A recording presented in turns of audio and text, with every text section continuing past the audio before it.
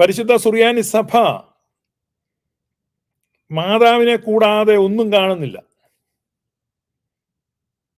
ഇന്നിപ്പോ ഈ പാശ്ചാത്യ സുവിശേഷത്തിന്റെ അതിപ്രസരം കൊണ്ടും കടന്നുകയറ്റം കൊണ്ടും ആ നിലപാടുകൾക്കും ബോധ്യങ്ങൾക്കുമൊക്കെ മങ്ങലേറ്റിട്ടുണ്ട്, ഇളക്കം സംഭവിച്ചിട്ടുണ്ട്.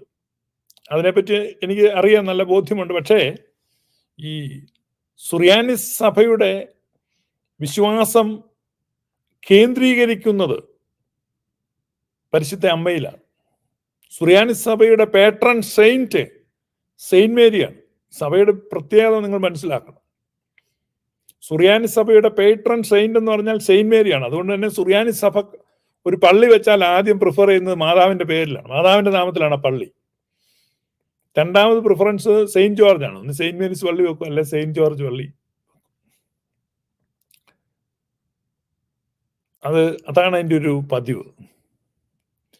അതിൽ നിന്ന് വ്യത്യസ്തമായിട്ടൊരു പള്ളി വരുന്നത് ഈ സെയിന്റ് ജോസഫിന്റെ നാമത്തിൽ പള്ളികൾ അങ്ങനെ സുറിയാനി സഭയിലില്ല. അതിൽ വ്യത്യസ്തമായ ഒരു പള്ളി ഞാൻ കണ്ടത് കോട്ടയത്ത് പെരുമ്പള്ളി തിരുമേനി പള്ളി വെക്കുമ്പോൾ.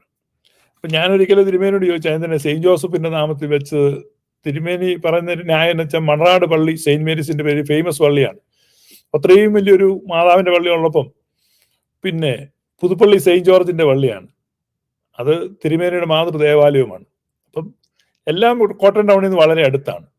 അപ്പൊ അവിടെ സെയിന്റ് ജോർജ് ഉണ്ട്, ഇവിടെ സെയിന്റ് മേരി ഉണ്ട്. പിന്നെ ഉള്ളതെന്ന് ഞാൻ പരിഗണിക്കുന്നത് മർത്തശ്ശിമിനി അമ്മയാണ്. അത് ഒരു പള്ളിയുണ്ട്, അതും തൊട്ടടുത്താണ്, വലിയ ഫേമസ് ആണ്. അപ്പോൾ പിന്നെ അടുത്ത ഓപ്ഷൻ സെയിന്റ് ജോസഫിന്റെ ഒരു പള്ളി വെച്ചു എന്നുള്ളതല്ലാതെ സുറിയാനി സഭയുടെ പാരമ്പര്യത്തെ അങ്ങനെ സെയിന്റ് ജോസഫിന്റെ പള്ളി വെക്കുക എന്നുള്ളതില്ല. എന്നാൽ കത്തോലിക്ക സഭയുടെ പേട്രൺ സെയിന്റ് ജോസഫാണ്, കാത്തലിക് ചർച്ചിന്റെ. നിങ്ങൾ പലർക്കും അറിയില്ലായിരിക്കും, അതിശയമായിരിക്കും. കാരണം ഇപ്പൊ കത്തോലിക്കർ ഒത്തിരി കൊന്തയും അങ്ങനെ മാതാവിന്റെ സഭയാണ് കത്തോലിക്ക സഭ എന്നുള്ള ഒരു പ്രതീതിയും ഒരു തോന്നലും ഒക്കെ ഇപ്പൊ ഉണ്ടാക്കിയെടുത്തിരിക്കുന്നതാണ്.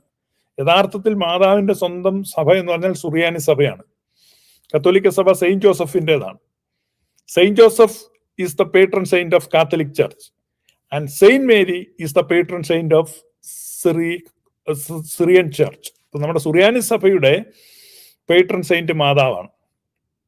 ഈ ഒരു വ്യത്യാസം നിങ്ങൾ മനസ്സിലാക്കണം. പക്ഷെ ഇന്നിപ്പോ അത് അവർ ഹൈജാക്ക് ചെയ്തിട്ട് കാത്തലിക് ചർച്ച് ഇങ്ങനെ മാതാവിനെ ഒരുപാട് വെനറേറ്റ് ചെയ്യുന്നു എന്നുള്ളൊരു പ്രതീതി അവർ ഉണ്ടാക്കിയെടുക്കണം. കാരണം ഒരുപാട് ഗ്രോട്ടോകൾ ഉണ്ടാക്കി വെക്കുകയും അതുപോലെ കൊന്ത പ്രചരിപ്പിക്കുകയും അങ്ങനെ ഒരുപാട് അവർ ആ ഒരു രീതിയിൽ മാതൃഭക്തരാണെന്ന് പ്രചരിപ്പിക്കുകയൊക്കെ ചെയ്തു. പക്ഷെ സത്യത്തിൽ കത്തോലിക്കർക്ക് യഥാർത്ഥ മാതൃഭക്തി ഇല്ല എന്നുള്ളതാണ്.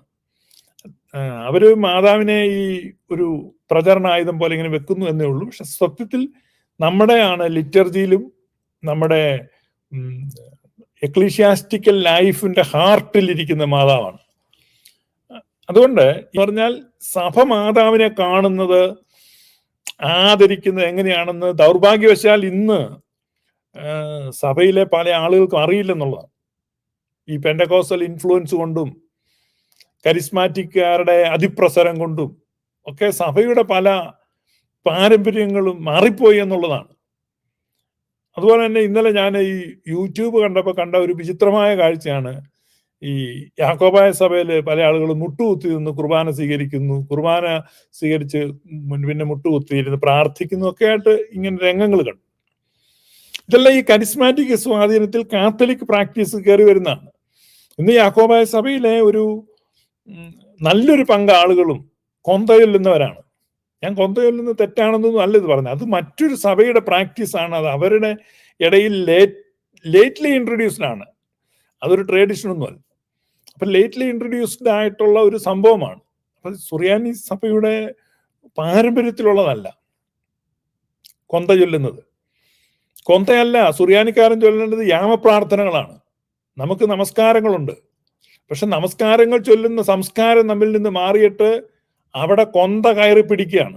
എന്നാൽ സീറോ മലബാർ സഭ ചെയ്യുന്ന എന്താണ്, അവര് വളരെ വേഭതുവോടെ അവര് തിരിച്ചറിഞ്ഞ ഈ സത്യം. കാരണം അവരുടെ ഈ സുറിയാനി പൈതൃകവും സംസ്കാരവും സത്വവും എല്ലാം ഈ ലാറ്റിനൈസ് ചെയ്യപ്പെട്ടു പോയി. അതുകൊണ്ട് എങ്ങനെയും സുറിയാനി പൈതൃകത്തെയും പാരമ്പര്യത്തെയും തിരിച്ചു പിടിക്കാൻ വേണ്ടി ഭഗീരഥ പ്രയത്നമാണ് സീറോ മലബാർകാർ ചെയ്യുന്നത്.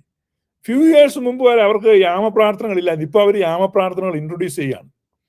കൊന്ത നമസ്കാരത്തെ അവർ നിരുത്സാഹപ്പെടുത്തുകയാണ്. നിങ്ങൾ കൊന്ത ചൊല്ലരുത്, പകരം യാമപ്രാർത്ഥന ചൊല്ലൂ.